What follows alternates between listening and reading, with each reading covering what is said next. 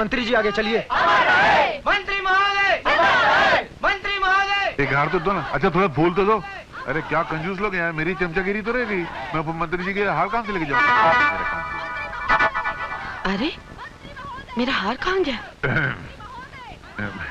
आपके पास मेरा हार कैसे आया? उड़ के।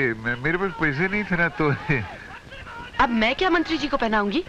तुम्हारे पास इतनी अच्छी बाहें हैं, बाहों का हार पहनाओगे तो मंत्री जी खुश हो जाएंगे। मैं सड़ा हुआ हार पहना के आ जाता हूँ। अरे अरे अरे, श्री आदर्शवर्धन, श्री आदर्शवर्धन, श्री आदर्शवर्धन, श्री आदर्शवर्धन। आप जिस आदमी के कंधे पे हाथ रख रहे हैं ये तो निहायत ही बदतमीज आदमी है। मोहतरमा, आज के जमाने में जो बदतमीज और बदमाश होता है वही दुनिया में सबसे ज्यादा तरक्की करता है। क्यों सर? तुम तो शास्त्री जी के प्यादे हो। हूं नहीं था। वो भूकंप आने से पहले जानवर कैसे गांव छोड़ के भाग जाते हैं, उसी तरह शास्त्री जी के इलेक्शन आने से पहले ही मैं उनकी नौकरी छोड़ के भाग गया। अभी आपकी शरण में आ गया हूँ। सर इसकी कोई मदद मत कीजिएगा, ये बिल्कुल गद्दार आदमी है। सर जो ईमानदारों से गद्दारी करेगा वो गद्दारों से ईमानदारी करेगा, ये बहुत बड़े झूठे ने कहा है। आदमी दिलचस्प भी हो और चालाक भी। आज से तुम हमारे प्यादे हो। स्वामी जी, आपके आशीर्वाद से मैं इलेक्शन जीत गया, मैं मंत्री बन गया। आपने मुझसे कहा था कि यज्ञ में कुछ भस्म करो, इसलिए सबसे पहले मैंने अपनी वर्दी भस्म कर दी। फिर आपने मुझसे कहा था कि बेटा तुम्हारे पास जो भी अस्त्र शस्त्र हो उसका इस्तेमाल करो, इसलिए मैंने बाबूजान और रोजी के गुंडों का इस्तेमाल किया और इलेक्शन जीत लिया। और ये मंत्री जी की तरफ से आपके हुजूर में 38 लाख का नजराना। लेकिन मैंने तो 40 दिए थे। 2 लाख का बैग भी लिया ना? 2 लाख आ गया ये क्या? नहीं, बैग लिया 2 लाख का।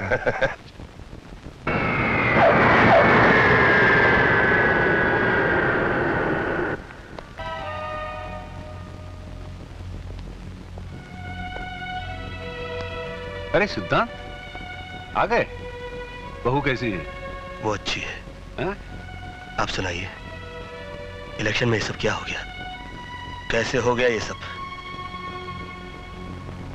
जमाना बहुत तेजी से बदल रहा है सिद्धांत। इस इलाके के इलेक्शन में खड़े होने के लिए या तो आदमी को गुंडा बनना पड़ेगा या तो सिर्फ गुंडे ही इलेक्शन में खड़े हो सकेंगे। नारायण नारायण नारायण, आपने बिल्कुल सच कहा। इन्होंने भी इलेक्शन जीतने के लिए गुंडागर्दी की, बम मारे, बूथ कैप्चरिंग की, पता नहीं क्या क्या कर डाला। आप ये मत समझना कि मैं आपके जख्मों पर नमक छिड़कने के लिए आया हूं। आप मेरे पुराने मालिक हैं और आप ही की कुर्सी मुझे मिली है। मैं तो यहां पर सिर्फ आपका आशीर्वाद लेने आया हूं।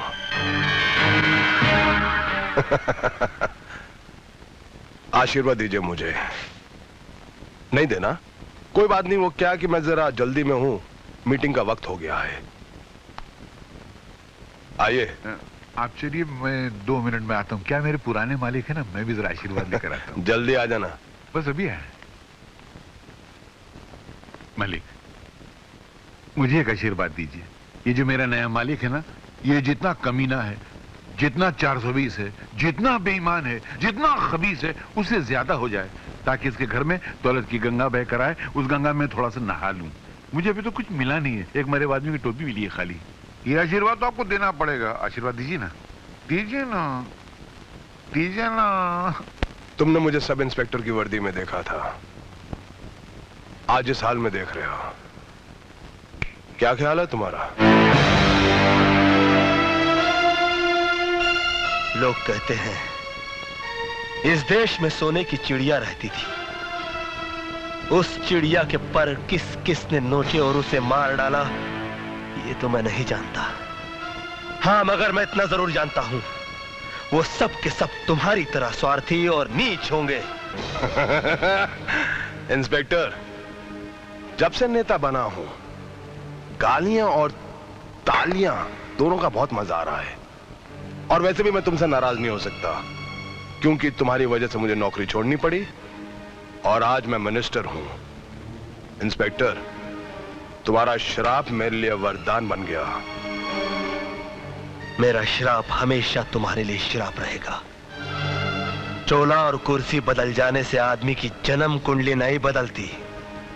और एक बात याद रख लो कि चोले और कुर्सी के साथ साथ अगर तुमने अपना बर्ताव नहीं बदला तो जो खेल मैंने तुम्हारे साथ बंद कमरे में खेला था वो मुझे सरेआम खेलना पड़ेगा।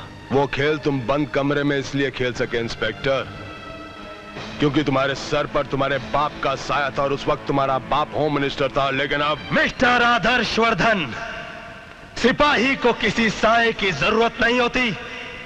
वो चलचलाती धूप में भी अपने दुश्मन पर टूट पड़ते हैं। बहुत गुर्रा रहा है, लेकिन याद रख इंस्पेक्टर, एक दिन मैं तुम्हें अपने पीछे पीछे कुत्ते की तरह दुम हिलाने पे मजबूर कर दूंगा। अभी अभी अंदर तुमने मेरे बाबूजी के पांव छुए, इसलिए मैं तुम्हें मौका देता हूं कि तुम यहां से सही सलामत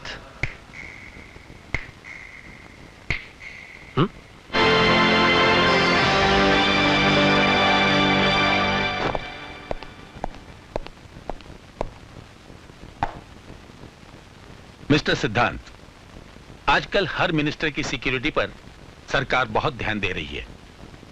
एक नए मंत्री जी ने अपने बॉडीगार्ड के लिए तुम्हारा नाम दिया, जिसे हमें मानना ही पड़ा। कल से तुम उनके बॉडीगार्ड रहोगे। वो मंत्री हैं श्री आदर्श वर्धन।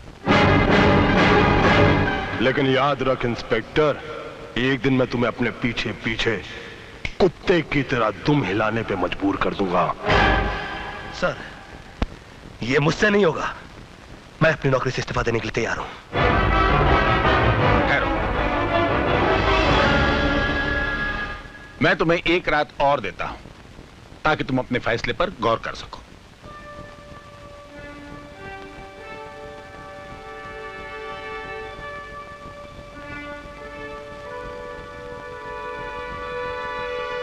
सिद्धांत, मैं जानता हूं तुम आदर्श वर्धन को पसंद नहीं करते, तुम्हें उससे नफरत भी है, लेकिन यह तुम्हारा निजी मामला है। एक इंस्पेक्टर होने के नाते इन सब बातों से ऊपर उठकर तुम्हें सोचना होगा। देखो बेटे, ड्यूटी एक ऐसी चीज है जो कभी कभी रोते हुए भी निभानी पड़ती है।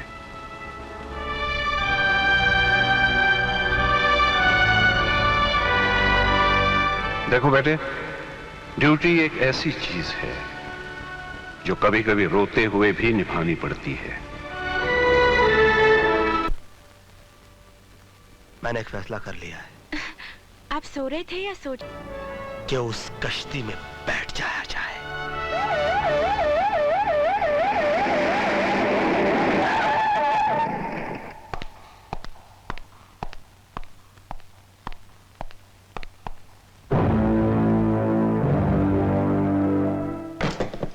इसी जगह हमारे बीच एक रिश्ता टूटा था।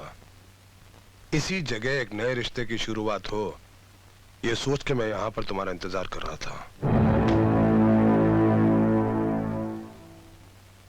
किसी ने जिस जूते का इस्तेमाल किया हो और उसी जूते को किसी दिन सलाम करना पड़े, जरा सोचो कितनी तकलीफ होती होगी। जूते तो हमेशा ही तकलीफ देते हैं। नए नए हो तो काटते हैं, पुराने हो तो फट जाते हैं। अभी भी बहुत दम कम है तुम में, इसलिए मैंने तुम्हें सिलेक्ट किया।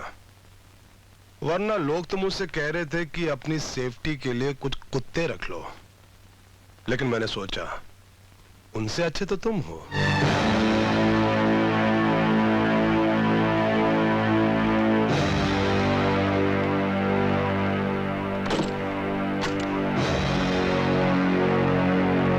अभी मैं जरा सा शोर मचा दूं कि पुरानी दुश्मनी की वजह से तुम यहां पर मुझे मारने की कोशिश कर रहे थे, तो आज मुझे ना किसी गवाह ना किसी सबूत की जरूरत पड़ेगी।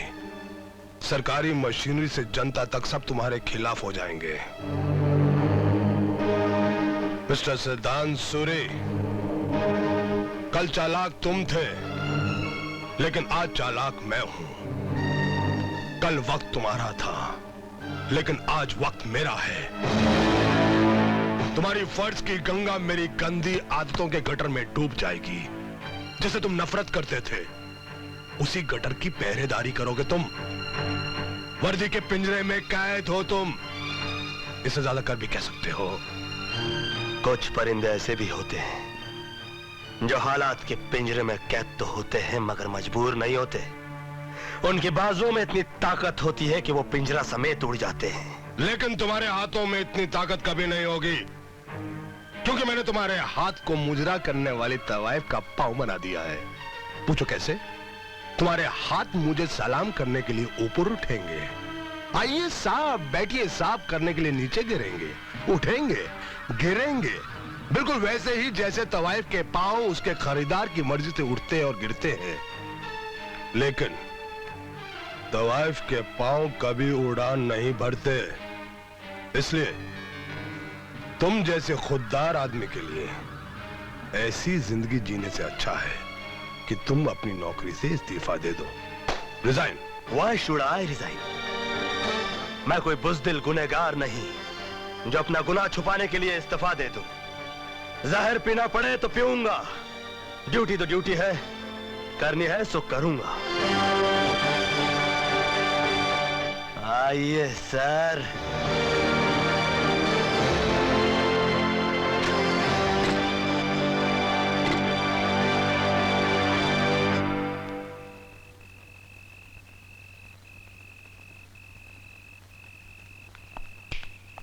तुम यहीं ठहरो। ये आलीशान बंगला मुझे सरकार ने दिया है। आज से तुम्हारी ड्यूटी शुरू। खड़े रहो वहीं दरवाजे पर।